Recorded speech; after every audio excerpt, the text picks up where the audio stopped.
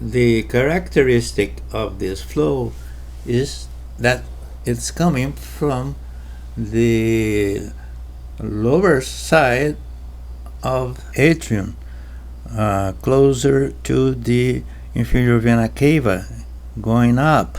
It's never a flow with the characteristic seen in a foramen valve or in a FOP, in a FOP.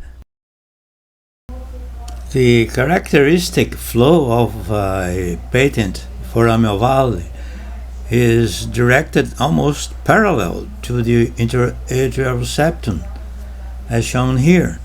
It always originates from the junction of the septum primum and secundum at the upper right atrium, at the limbus of the fossa vallis, and it can be differentiated from an atrial septal defect because the flow of an ASD is usually perpendicular to the atrial septum.